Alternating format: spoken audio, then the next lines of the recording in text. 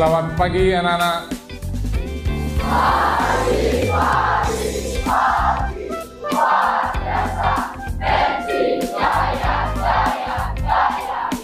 Ya, terima kasih. Selamat pagi adik berdua dari Bali Children Project. Anak-anak mungkin baru dengar Bali Children Project. Nanti apa itu Bali Children Project, apa kegiatan kita hari ini, dan apa tujuannya dan manfaatnya nanti disampaikan oleh beliau berdua sebagai narasumber. Nah, sebelumnya hari tidak hentinya kita mengaturkan puja dan syukur kehadapan Sang Yang Widi Tuhan Yang Maha Esa, karena kita pada pagi hari ini bisa berkumpul dalam keadaan yang sehat dan sejahtera. Om Swastiastu. Assalamualaikum warahmatullahi wabarakatuh. Salam budaya rahayu. Selamat pagi Ibu berdua dari Bali Children Project. Selamat datang di SMP Negeri 1 Ibu Agung Linda. Sekarang edukasinya, implementasinya kepada anak-anak. Tapi kita ambil perwakilan, Ibu.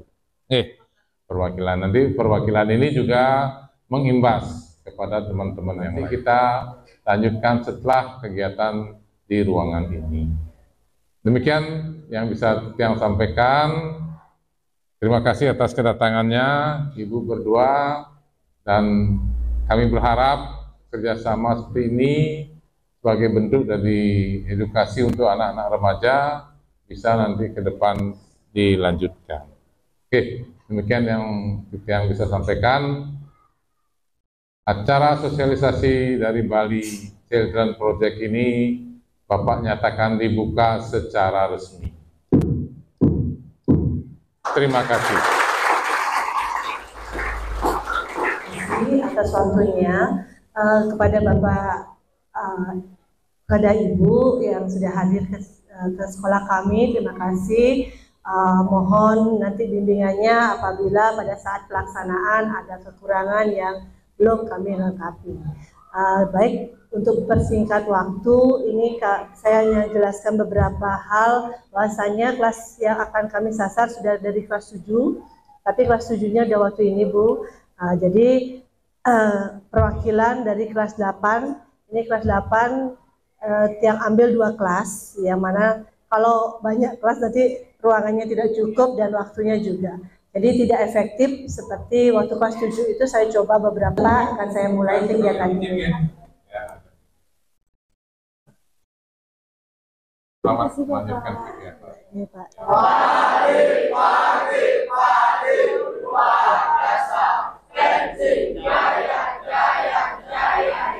Ya, baik, seperti yang Bapak Kepala Sekolah tadi katakan, bahwasanya Ibu akan mensosialisasikan materi tentang sex education kepada kalian anak-anak siswa SMP, tapi materi yang akan Ibu sampaikan baru 2, yaitu materi tentang pubertas dan penyakit HIV, bahayanya penyakit HIV. Kenapa 2 materi ini? Karena materi ini ada kaitannya erat dengan kalian, di mana kalian sudah mulai menginjak masa pubertas. Ya, jadi setelah kalian mengalami masa pubertas, kalian harus berhati-hati dalam bergaul, terutama dengan lawan jenis. Nah, itu makanya Ibu memberikan materi bahayanya HIV, ya, karena ini ada kaitannya dengan masa pubertas kalian. Ya, baik, ya. Sekarang yang pertama materi yang akan Ibu sampaikan yaitu materi yang Ibu ambil dari pelatihan yang Ibu dapatkan, yaitu masa pubertasku, ya. Ini khusus untuk anak SMP dan sederajat, ya. Apa itu masa pubertas? Yaitu peralihan dari kalian yang dulu SD, masa anak-anak, kemudian sekarang kalian melangkah ke dewasa atau remaja. Jadi kalian ini pada masa apa? Remaja. Jadi sebelum jauh ke materi yang akan Ibu sampaikan, Ibu akan ngajak kalian untuk mengerjakan pretest terlebih dahulu. supaya Ibu tahu sejauh mana nanti kalian sudah menerima materi yang akan Ibu beri ya. Nanti silakan dijawab.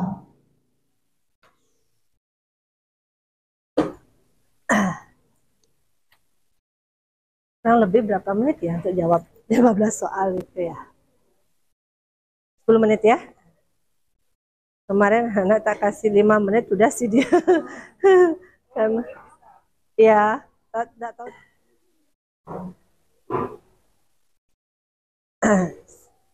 Saya share ke Wali. Ya, saya kirim aja langsung ke anak-anak ya. Salin tautannya berarti ya Bu ya? Ya.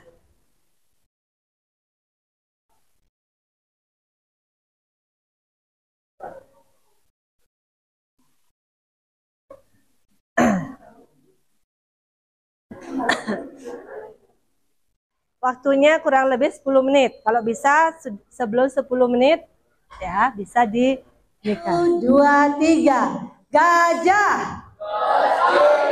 Nah, itu sudah kacau ada ya. Ya. Baru mulai sudah ada yang kacau. Ya, gajah. Semut. Gajah semut. Semut-semut. Gajah semut. Semut gajah. Semut-semut. Gajah semut. Ya, baik. Cukup ya. Terima kasih. Berikan aplaus untuk kalian. Yang Ibu sampaikan tadi, yaitu masa pubertas. Di sini, masa pubertas itu adalah seperti yang Ibu katakan tadi, peralihan dari anak-anak menuju dewasa. Kalian termasuk di usia remaja, ya.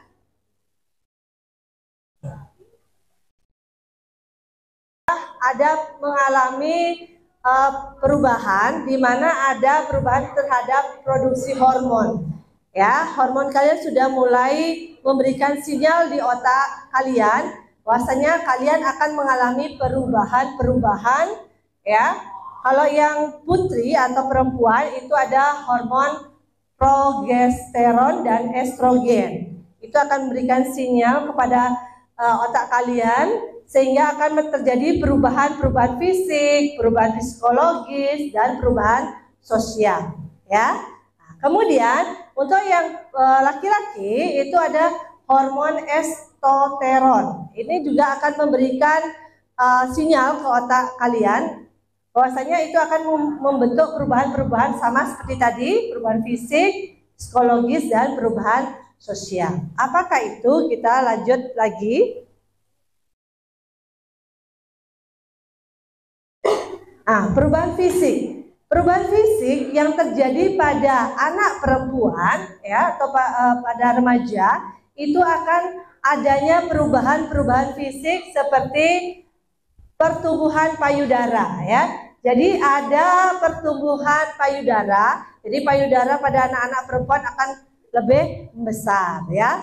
Itu akan tumbuh dia. Kemudian pembesaran pada pinggul. Jadi pinggul akan berubah ya. Yang dulunya langsing jadi agak lebar biasanya ya. Itu. Kemudian ada tumbuh rambut di kemaluan dan ketiak ya, rambut-rambut halus ya. Kemudian kalian mengalami yang namanya menstruasi. Ya itu. Jadi itu tanda-tanda secara fisik kalau kalian sudah mengalami pubertas ya. Lanjut. Kalau pada perubahan pada laki-laki, apa yang terjadi? Itu ada suara menjadi lebih berat. Oh, itu misalnya ya.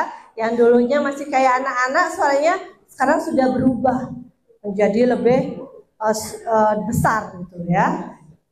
Kemudian dada menjadi lebih bidang. Jadi dada kalian lebih bidang biasanya, laki-laki. Kemudian tumbuh rambut di sekitar wajah seperti jenggot, kumis tipis itu misalnya ya. Kemudian ada di ketiak dan di kemaluan. Kemudian kalau yang wanita atau perempuan tadi ada menstruasi, kalau laki-laki ada mimpi basah namanya ya, bukan ngompol ya. Nah itu. Nah, psikologis kalian, yaitu kalian sudah mulai memperhatikan penampilan kalian. Kalian lebih gaya atau lebih memikirkan penampilan, tidak seperti dulu mau nggak pakai baju ya, sekarang mau keluar nggak mungkin ya, malu. Ke sekolah juga sudah lebih rapi ya, mandi dan lain sebagainya. Jadi itu. Kemudian moody. Jadi mood kalian itu berubah-berubah. Apalagi kalau anak-anak perempuan kalau mau menstruasi itu biasanya mood kalian lagi nggak enak, bete, suka marah itu misalnya, seperti itu. Jadi mood kalian berubah. Terus rasa ingin tahu kalian lebih daripada masih anak-anak. Ya, jadi anak-anak masih suka bermain ya, sekarang apa sih itu, apa ini, apa itu. Jadi rasa ingin tahu kalian lebih. Kemudian mencari jati diri, siapakah saya harus menjadi apa, saya ini siapa, itu ya. Kemudian mulai punya privasi, jadi sudah mulai punya kamar sendiri, mau kamar sendiri, kemana-mana ingin tidak ditemani lagi mungkin sama orang tua itu ya. Kemudian sudah mulai menaksir lawan jenis, ini biasanya ya. Sudah mulai kelas 8A naksir murid kelas 7 ya. Misalnya anak-anak kelas 8 sudah naksir anak kelas 7 bahkan atau kelas 9. Nah itu ya. Ya itu sudah mulai terlihat seperti itu. Saya punya pacar di kelas ini, saya punya pacar di kelas ini. Nah, itu misalnya. Nah itu sudah mulai ada rasa naksir sama lawan jenis, baik laki-laki maupun perempuan sama ya. Jadi kalian sudah merasakan itu. Ya, yang laki-laki juga ya. Jadi ini dialami oleh laki-laki dan perempuan. Perubahan sosial. Nah, jadi kalian sudah mulai bergaul dengan banyak kalangan. Jadi tidak lagi sama orang tua saja, tapi sudah sama saudara saja, tapi sudah bergaul dengan teman sekolah, teman di masyarakat, di Balai Banjar misalnya ya. Jadi sudah bergaul lebih luas lagi ya. Kemudian mulai perubahan ya. Nah, ini reproduksi pada perempuan dan ada pada laki-laki. Kalau perempuan itu kemudian yang laki-laki yang sebelah sini ya. Nah, itu susunan organ baik perempuan atau laki-laki berfungsi untuk memungkinkan terjadinya reproduksi atau kalian sudah bisa menghasilkan keturunan. Pubertas itu sudah mulai muncul dorongan seksual. Nah, ini harus diperhatikan ya. Kalian di usia remaja ini harus diperhatikan mana hal-hal yang belum boleh kalian lakukan ya. Nah itu seperti bentuk dorongan seksual, sentuhan fisik, misalnya pegangan tangan sudah mulai ya. Kemudian emosi sudah merasakan kangen, suka atau apa ya. Nah itu kemudian sudah merasakan perasaan cinta ya, suka pada lawan jenis ya. Nah itu sudah mulai ada ketertarikan sama lawan jenis ya. Itu adalah munculnya dorongan-dorongan ini.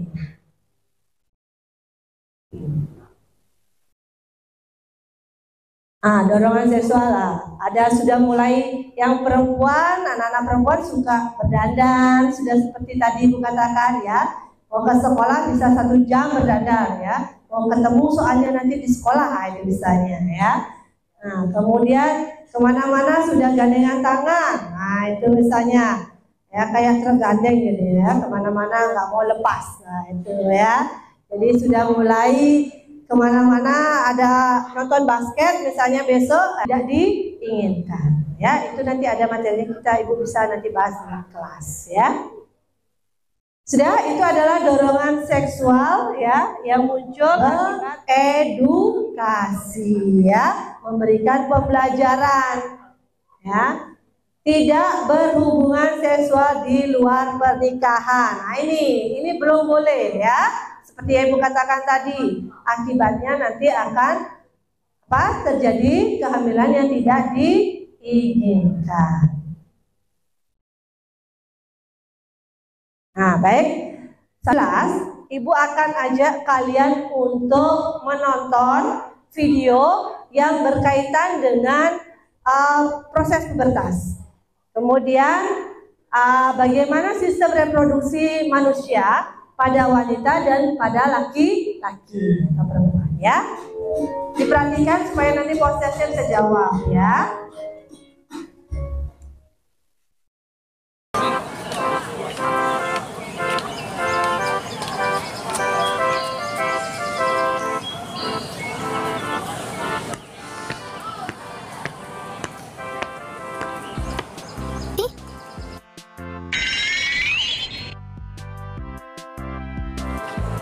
Sula, sepertinya kamu perlu ke toilet. Ada noda darah di rokmu.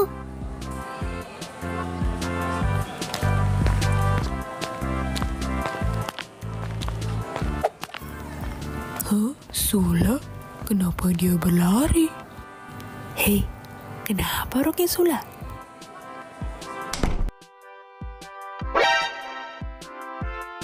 Sula, kamu kenapa, Nak? Saya keluar darah. Saya takut. Bagaimana Ibu Guru? Ayo Sula, ikut Ibu ke UKS.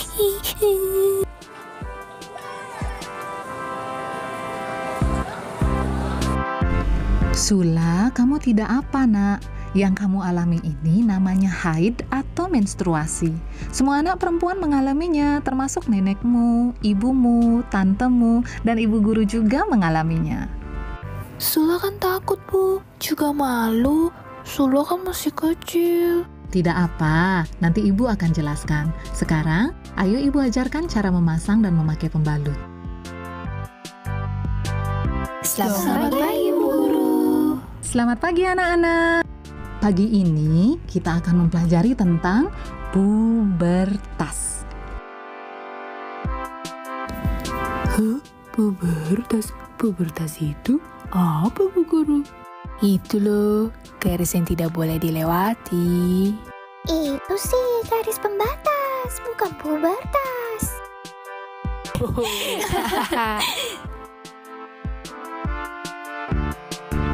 Pubertas itu masa peralihan dari masa anak-anak ke masa dewasa yang biasanya dimulai antara umur 8 tahun sampai 14 tahun pada anak perempuan dan mulai di atas umur 9 tahun sampai umur 15 tahun. Jadi apa yang terjadi itu normal, ya. Didukung oleh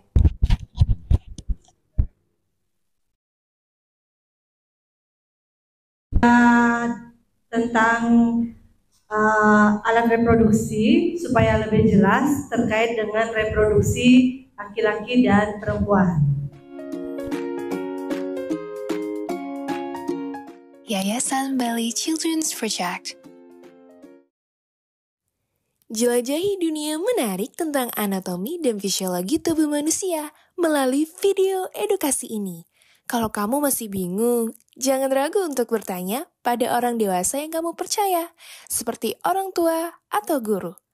Ayo, belajar bersama It's My Life Bali Children's Project.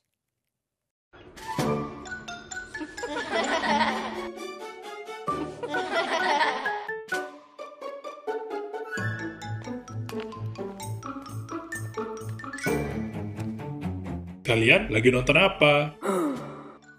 Enggak kok, Pak.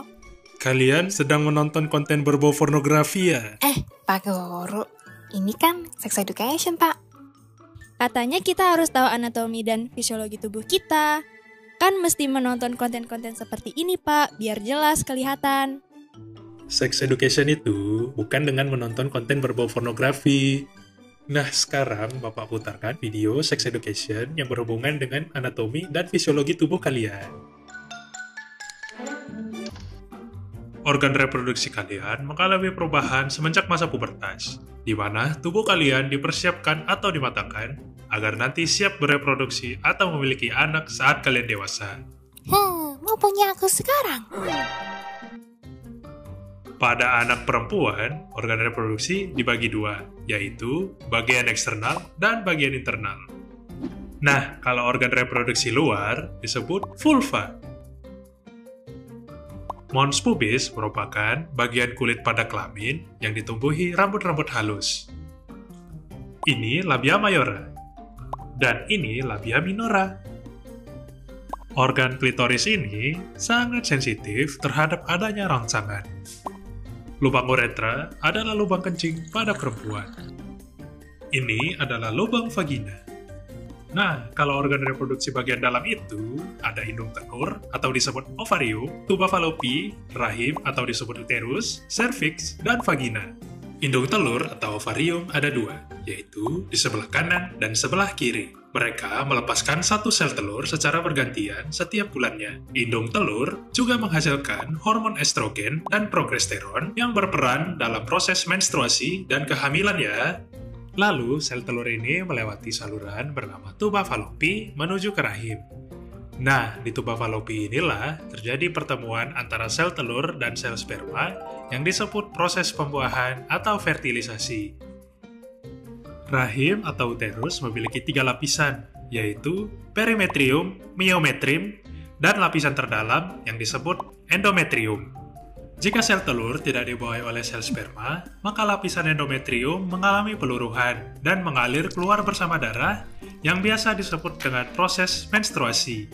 Siklus menstruasi biasanya terjadi 21-35 hari atau 1 bulan sekali pada perempuan. Namun, jika sel sperma berhasil membuahi sel telur, dinding rahim paling dalam atau endometrium akan mengalami penebalan dan menjadi tempat berkembangnya janin hingga cukup waktu untuk lahir. Cervix, yang disebut juga sebagai leher rahim, dapat menghasilkan lendir untuk membantu sperma masuk ke dalam rahim, dan berfungsi juga untuk menghalangi masuknya bakteri ke dalam rahim. Vagina adalah organ hubungan seksual pada perempuan dan juga merupakan jalan lahir untuk bayi.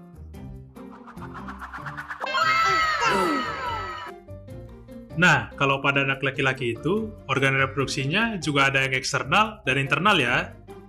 Dan kalau dari luar, bisa dilihat organ reproduksi laki-laki terdiri dari penis, foreskin, dan skrotum. Foreskin merupakan kulit yang terdapat pada ujung dan menutupi kepala penis. Skrotum adalah kulit pembungkus luar yang berfungsi untuk mengatur agar suhu testis sesuai untuk memproduksi sperma. Penis merupakan saluran untuk buang air kecil dan juga organ untuk berhubungan seksual dan bereproduksi. Penis dapat mengalami pembesaran yang disebut ereksi dan mengeluarkan sperma dan cairan mani yang disebut ejakulasi. Nah, bagian dalam organ reproduksi pada laki-laki terdapat yang pertama disebut saluran uretra. Ini merupakan saluran keluarnya urin dan sperma. Tubuh sangat cerdas sehingga tidak akan terjadi keluarnya sperma dan urin dalam waktu yang bersamaan. Testis ada 2 dan berada di dalam skrotum. Testis memproduksi sel sperma dan hormon seksual yang disebut testosteron. Hormon ini berfungsi memberikan ciri-ciri sekunder pada laki-laki seperti massa otot bertambah, tumbuh kumis, dada yang berbidang, dan juga tumbuh jakun terutama pada remaja. Selanjutnya, ada epididymis yang menempel pada testis, berupa saluran tempat pematangan sperma dan penyimpanan sperma sementara sebelum dikeluarkan. Lalu, ada sepasang vas deferens yang merupakan saluran yang dilalui sperma. Sperma ini juga melewati ejaculatory ductus yang mengantarkan sperma ke uretra. Dan ada 3 kelenjar di sistem reproduksi laki-laki. Yang pertama, kelenjar vesicula seminalis yang berfungsi menghasilkan energi bagi sperma agar dapat bergerak dengan baik. Yang kedua adalah kelenjar prostat yang menghasilkan cairan yang membantu sperma untuk bertahan pada pH yang asam pada cairan vagina. Dan yang ketiga, kelenjar bulboretralis yang menghasilkan cairan pelumas saat melakukan hubungan seksual dan menetralisir keasaman akibat air kencing pada saluran kemih. Wah, kompleks sekali organ reproduksi kita ya. Maka dari itu, kalian sangat perlu untuk menjaga kebersihan organ reproduksi kalian. Nah, sekarang sudah tahu kan apa organ reproduksi dan fungsinya? Bedakan dengan video yang kalian tonton tadi. Menonton konten berbau pornografi itu bisa menimbulkan kecanduan yang namanya narkolema, narkoba lewat mata. Dan kerusakan pada otak yang sering menonton konten pornografi akan merugikan diri sendiri dan orang lain. Jika ingin tahu lebih jauh tentang sex education, tanyakan pada guru kalian atau orang dewasa yang aman ya. Video edukasi ini dipersembahkan oleh didukung oleh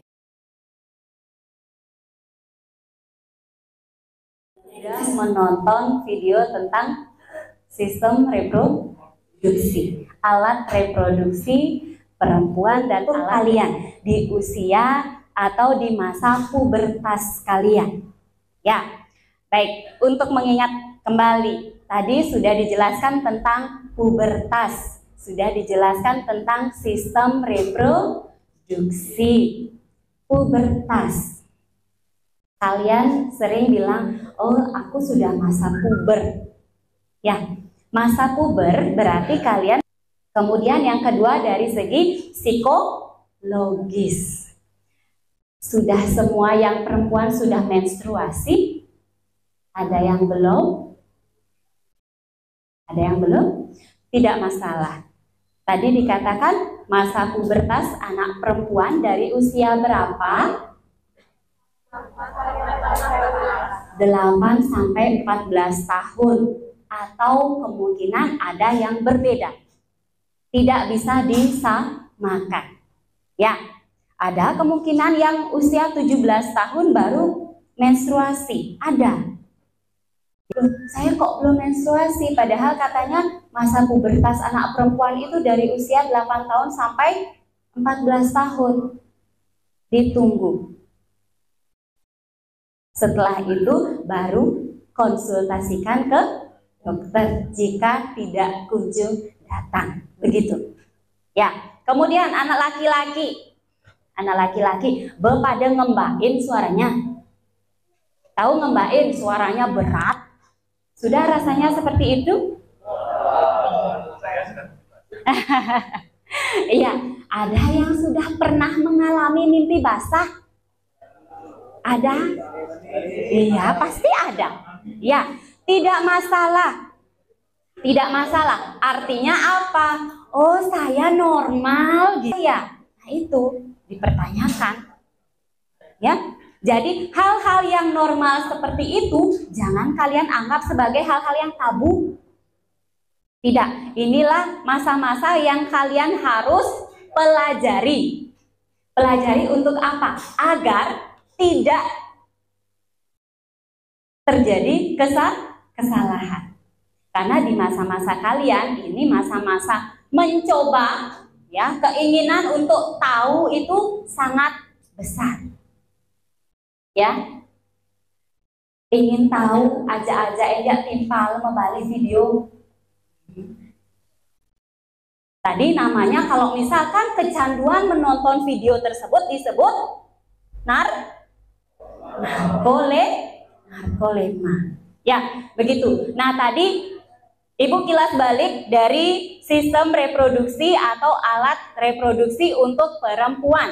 Ada yang reproduksi bagian luar yang tampak, ya, dan yang bagian dalam yang tidak tampak oleh mata kita. Yang perempuan, kalau sudah yang namanya menstruasi, ingat masa menstruasi itu terjadi dari berapa hari sampai berapa hari. Biasanya siklus menstruasinya kalian, contoh, biasanya datangnya setiap kapan? Boleh Ibu minta contoh satu? Bu, saya setiap tanggal 14. Ada yang seperti itu? Ya, jadi masa menstruasi itu terkadang ada yang pendek dan ada yang agak lebih panjang. Kalau misalkan sesuai dengan teori, ya Ibu katakan sesuai teori, ada yang dari usia dari hari siklusnya itu 26 hari, kadang ada yang seperti itu 26, 28, ada yang sampai 30 hari. Ya, artinya apa? Dari haid pertama sampai haid pertama berikutnya. Ya.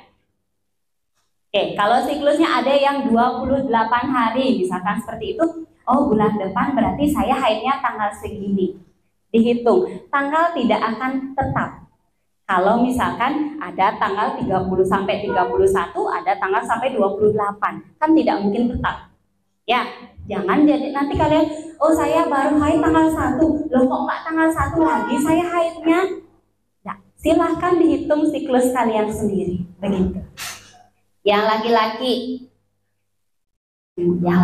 sekarang, alat reproduksi kalian ada yang tampak dan ada yang tidak tampak. Yang jelas tampak dulu, ya. Itu karena saya juga punya anak laki-laki, ya. Jadi sangat-sangat agak gimana ya, lebih susah bagi saya untuk membersihkan alat kelaminnya. Oke, kadang ada yang mengalami gangguan di bagian ujungnya, ya. Kadang ada yang mengalami pembengkakan, ya. Kadang ada yang mesti dipelit, dilipat atau bagaimana itu istilahnya, ya. Silakan kalian boleh mempelajari itu apa yang terbaik yang harus kalian lakukan untuk diri kalian sendiri, ya. Ingat, kalian menghasilkan apa untuk yang laki-laki namanya? Kalau yang perempuan, sel telur atau istilahnya ovum, sel sperma. Ya, untuk anak laki-laki. Ya, baik. Kalau untuk alat reproduksi, apakah ada pertanyaan mungkin? Jelas? Jelas, harus jelas karena kita punya masing-masing. Ya, kita punya masing-masing. Jadi mempelajari tentang ini, mempelajari tentang diri kita. Baik, bisa Ibu lanjutkan materinya? Baik, kita akan lanjutkan ke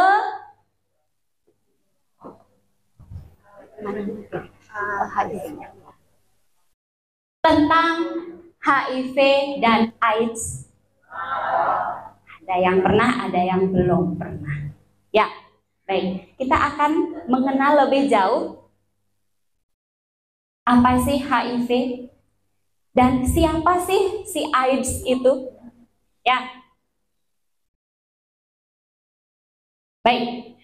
Dunia remaja itu adalah dunia di mana kita mengenal atau ingin tahunya kita lebih banyak. Kita ingin mengenal tetapi tidak ingin merasakan. Boleh kenal tapi jangan dirasakan, gitu ya. Baik. Nah, ini begitu. Jadi HIV adalah Human Immune Deficiency Virus. Jadi virus yang menyerang yang membantu sistem kekebalan tubuh kita. Ya, sel darah putih. Apakah sudah mempelajari tentang sistem peredaran darah? Sudah, ya. Ini dah. Kita akan mempelajari atau mengenal lebih jauh tentang HIV ini, di mana sel darah putih itu diserang. Ya, kalau sudah sistem kekebalan tubuh kita diserang, tameng dalam tubuh kita diserang, maka tubuh kita akan sakit. Deficiency syndrome. Sindrom seperti ini, pernah kira-kira kalian melihat contohnya? Contoh nyatanya? Bu, kalau saya pernah lihat di YouTube, orang yang kena AIDS itu ciri-cirinya itu yang seperti di foto itu. Dia lemah. Yang pertama lemah. Ya. Akan muncul gangguan kesehatan kulit. Yang pertama, kulit. Kemudian kulit itu ada bintik-bintik seperti itu. Kemudian sariawan yang tak kunjung hilang. Ada seperti itu, ya. Tubuhnya kurus kering. Ya. Dan semoga kita dijauhkan dari yang seperti ini, ya. Nah, bagaimana sih cara penularan virus HIV atau AIDS ini? Bagaimana caranya? Tadi kita sudah mempelajari, tadi anak-anak sudah mempelajari tentang bagaimana perubahan psikologis, ya, perubahan psikologis. Jadi perubahan psikologis, perubahan fisik itu yang akan menentukan bagaimana kalian ke depannya. Yang pertama, dari penyebaran atau penularan virus HIV/AIDS itu dari darah. Dari darah. Bu, bagaimana dari darah itu? Apakah kalau misalkan ada darah yang tercecer, misalkan kena luka, terus secara otomatis kita akan dari orang yang kena AIDS atau HIV, apakah kita otomatis akan kena? Tidak. Ya. Kenapa Ibu katakan tidak? Kalau dari darah ini kemungkinan dari donor darah. Artinya orang yang terkena HIV tidak sengaja atau mungkin terlewat, ya, tapi jauh-jauh dari segi donor darah itu pasti sudah dicek sebelumnya, ya, dari donor darah yang orang yang terjangkit HIV seperti itu. 0 sampai 3 bulan masih seperti tampak biasa-biasa saja, ya, seperti orang-orang biasa. Kemudian ada yang namanya fase laten. Fase laten ini dalam jangka waktu 3 sampai 10 tahun dan fase AIDS. Jadi sudah mulai atau menunjukkan fisiknya sudah mulai berubah karena imunnya sudah diserang. Tubuh ini sudah diserang oleh virus tersebut. Ya, sudah mulai kurus, sudah mulai banyak muncul bintik-bintik gatal seperti itu. Sudah kurus, sudah nggak bisa bangun. Ya. Bagaimana perjalanannya? Nah, ini fase akut itu di mana masuknya virus HIV dalam tubuh seperti tidak tampak, namun sudah ada gejala ringannya. Gejala ringan dan dapat menularkan virus ke orang lain. Ya, melalui darah, melalui cairan vagina atau cairan semen, melalui ASI, melalui cairan anus dan melalui jarum suntik. Bu, bagaimana kalau makan dengan piring yang sama? Apakah bisa tertular? Bagaimana, Bu? Kira-kira? Tidak. Cuci aja piringnya, virusnya tidak akan ikut ke tubuh kalian. Terkecuali piringnya dipakai apa sama kalian. Begitu. Ya.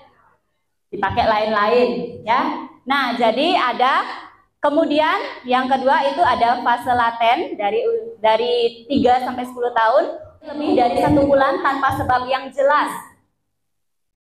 Yang ketiga, demam lebih dari 1 bulan. Batuk yang tidak sembuh-sembuh, kulit gatal di seluruh tubuh, infeksi jamur kandida pada mulut, lidah atau tenggorokan, pembengkakan kelenjar getah bening di leher, ketiak atau selangkangan. Bu, saya sakit di ketek saya biasanya. Nah, baru 1 ciri-cirinya belum tentu kalian seperti ini. Bisa aja panas dalam gitu. Ya. Silahkan diperhatikan gejalanya, ciri-cirinya. Semoga semua anak-anak ibu dijauhkan dari gejala-gejala ini. B. Nah, ada A, B, C, D, E. A. Apa itu? A. Abstinence. Jangan melakukan seks bebas. Jangan melakukan seks bebas. Kalau kalian sudah bersuami atau kalian sudah beristri, baru boleh dengan pasangan kalian masing-masing. Dan milih pasangan timpal. Ya, tidak boleh. Oke. Yang kedua, be faithful, setia. Harus setia, berpegangan tangan dengan orang yang satu orang saja. Jangan berganti-ganti pasangan. Dan yang ketiga, menggunakan kondom. C-nya kondom. Kalian tahu kondom? Tahu Bu, kondom itu untuk melindungi HP. Aduh, Gen. Kondom itu pelindung. Ya. Kalau misalkan kondom untuk melindungi organ reproduksi laki-laki, itu yang dimaksud. Kenapa Bu harus menggunakan kondom? Iya, biar cairan sperma kalian tidak tumpah ke perempuan. Tuh. Nah, jiping jauh-jauh ya. Karena ini sebetulnya kalau misalkan laki-laki perempuan memiliki kebutuhan psikologis. Ya. Kebutuhan seksualitas kalian pasti harus terpenuhi nanti. Ingat-ingat kata Ibu. Ya. Kalau kalian yang laki-laki merasa, oh saya kondisi saya ternyata tidak baik, oh saya mengalami gatal-gatal di bagian itu saya, kalian sudah punya istri, kalian mau berhubungan pakai kondom. Paham maksud Ibu? Untuk apa? Biar tidak menularkan penyakit ke pasangan kalian. Begitu. Ya, jangan malu untuk membeli kondom nanti saat kalian sudah menikah. Jani beli. Ya, kadena balon bakat tiup-tiup nggak boleh sekarang dibeli. Ya, untuk edukasi boleh, tapi untuk dipakai jangan dulu. Ya. Kemudian no drugs. Nah, nyen ane sai minum nih pertama. Minuman keras nih pertama. Ada di sini minuman keras.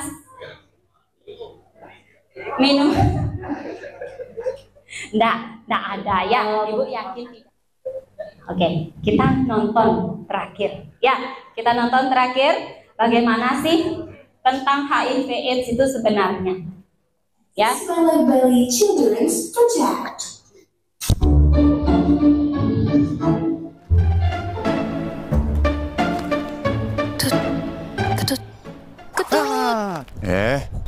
Ngagetin aja. Ada apa? Kamu fokus banget sih. Lagi liatin apa tuh? Oh, ini. Aku lagi mempelajari tentang HIV nih. Hah? HIV? Apaan tuh? Itu loh, virus yang menyerang sistem kekebalan tubuh kita. HIV biasanya menyerang sel T dalam tubuh kita yang bertugas melawan infeksi. Jadi, tubuh kita menjadi rentan. Ih, kok serem banget sih? Takut banget deh kalau ketemu sama orang yang kena HIV. Namun, kita harus hati-hati dengan kegiatan berisiko seperti berbagi jarum suntik atau berhubungan seksual tanpa pengaman. Dan yang paling penting, jangan berhubungan seks di usia remaja. Beresiko. Coba deh, bayangin aja virus HIV seperti penjahat yang mau masuk ke rumah yang dijaga ketat sama polisi. Nah, kita harus pastikan polisi kita selalu waspada. Jadi, gimana dong caranya untuk mencegah HIV? Pertama-tama, kita harus tahu bagaimana penyebaran HIV. HIV bisa menyebar melalui beberapa hal, seperti kontak dengan darah, air mani, cairan vagina, cairan anus, dan juga ASI dari orang yang terinfeksi. Oke. Berarti kalau kita digigit oleh nyamuk yang habis menggigit orang yang terkena HIV, kita bisa kena juga dong. Kan nyamuknya udah nyedot darah orang yang kena HIV. Nggak sesimpel itu sih. Nih, aku lanjut jelasin ya. Melakukan hubungan seksual juga dapat menularkan HIV melalui cairan anus, semen atau air mani, dan cairan vagina yang mengandung virus HIV. Makanya, hubungan seksual tanpa kondom dengan seseorang yang terinfeksi bisa menyebabkan penularan HIV. Ini sangat beresiko. Selain itu, ASI dari ibu yang terinfeksi HIV juga bisa menyebarkan virus HIV ke bayi yang disusuinya. Kasian banget. Emang gimana sih cara virusnya menyebar? HIV itu punya 4 prinsip utama dalam penyebarannya, yaitu exit, survive, sufficient, dan entry. Exit merupakan kondisi di mana virus harus keluar dari tubuh orang yang terinfeksi, biasanya melalui darah, air mani, cairan vagina, atau ASI. Lalu ada survive. Virus harus bisa bertahan hidup di luar tubuh cukup lama untuk bisa masuk ke tubuh orang lain. Virus HIV tidak bisa bertahan lama di luar tubuh manusia. Sufficient merupakan jumlah virus harus cukup banyak untuk bisa menyebabkan infeksi. Jumlah yang sangat kecil biasanya tidak cukup untuk menularkan HIV. Dan yang terakhir adalah entry. Virus harus masuk ke dalam tubuh orang lain, biasanya melalui luka terbuka, selaput lendir, atau langsung ke aliran darah. Terus, apa yang terjadi ke orang yang udah kena virusnya? Ada 3 fase utama, yaitu fase akut, fase laten, dan fase AIDS. Tahap akut adalah ketika virus berkembang biak dengan cepat dan mungkin menyebabkan gejala ringan seperti flu dan sudah dapat menyebarkan virus ke orang lain. Tahap laten bisa berlangsung bertahun-tahun. Virus tetap aktif tapi berkembang biak lebih lambat dan mungkin tidak menunjukkan gejala. Tahap AIDS adalah tahap terakhir di mana sistem kekebalan sangat rusak dan tubuh rentan terhadap infeksi dan penyakit lainnya. Ih, takut banget deh. Ada nggak sih cara ngobatinnya kalau udah kena? Ada sih, biasanya melalui terapi ARV. Terapi ARV atau antiretroviral membantu mengendalikan virus dalam darah dan memungkinkan orang hidup sehat lebih lama. Loh, sehat lebih lama? Berarti virusnya masih ada gitu? Cara ngilangin secara permanen gimana? Sayangnya belum ada. Sampai sekarang virus HIV cuma bisa dilamain aja buat ngurangin efeknya. Kalau gitu, jangan sampai tertular sih. Tapi gimana cara mencegahnya? Males banget kalau sampai kena gituan. Gampang kok. Kita cuma perlu hidup sehat aja. Dan ingat prinsip ABCDE. ABCDE? Emang kita mau belajar nulis? Bukan belajar nulis. Itu loh singkatan. A untuk abstinence atau tidak melakukan hubungan seksual. Ini cara yang paling pasti untuk mencegah HIV. Lalu B untuk be faithful atau setia pada satu pasangan yang juga setia. Ini membantu mengurangi risiko infeksi. C untuk kondom atau menggunakan kondom setiap kali berhubungan seksual. Kondom sangat efektif dalam mencegah penyebaran HIV. D untuk no drugs atau tidak menggunakan obat-obatan terlarang, terutama yang menggunakan jarum suntik bersama.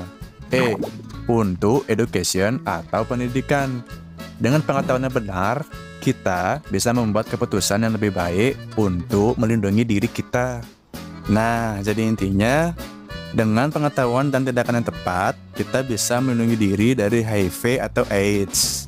Dan ingat ya teman-teman, pengetahuan adalah kekuatan. Semakin banyak kita tahu, semakin baik.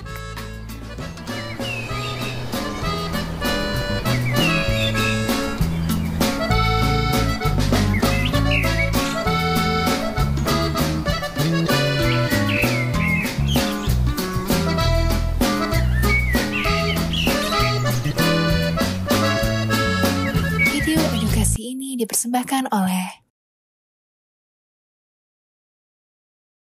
didukung oleh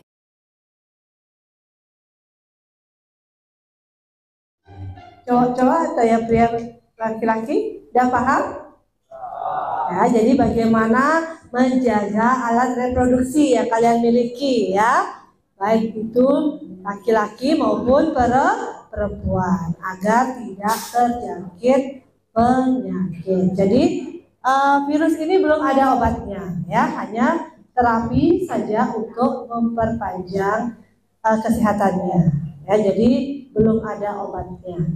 Di seumur hidup minum obat ya, itu sudah dijelaskan tadi ya di videonya, apa itu bagaimana penularannya, bagaimana mencegahnya ya, itu sudah. Baik, ada pertanyaan sebelum kita lanjut? Nah, sekarang Ibu akan ajak kalian untuk menjawab game quiz ya. Jadi sejauh mana kalian udah tahu tentang pubertas ya dan lain sebagainya. Kita dijawab ya. Kalau bisa Ibu minta coba mungkin satu orang perwakilan pada saat pertanyaan putri satu, pada saat pertanyaan untuk putra satu, ya laki-laki. Coba.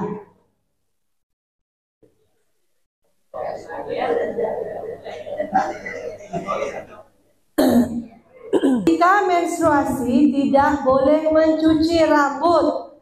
Bagaimana menurut kalian? Mitos atau fakta? 5, 4, 3, 2, 1. Coba satu. Coba ke depan. Berikan pendapatnya. Langsung berdiri. Menurut saya dari pernyataan dari menurut saya itu mitos.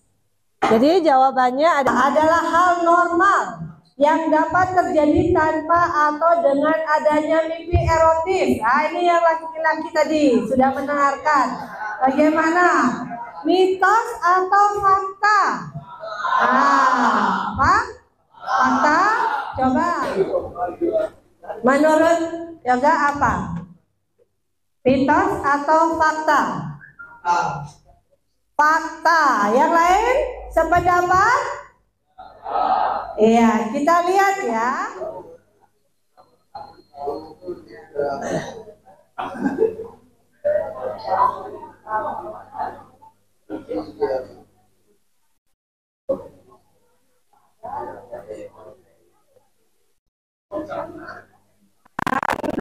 Sosialisasi tentang seks edukasi kepada remaja. Nanti kelas yang lain ada yang OSIS di sini bisa diibaskan mungkin pada saat MPLS ya. Itu kepada adik kelas 7 yang akan datang ya. Yang akan datang bisa diberikan edukasi terkait materi ini. Nanti untuk materi-materi yang lain mungkin Ibu di kelas. Baik, Ibu tutup dengan kita bikin gini ya. Penutup. Spensi.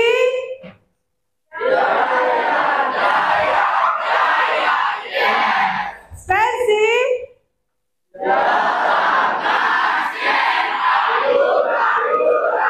Ya, terima kasih. Foto bersama anak-anak ya.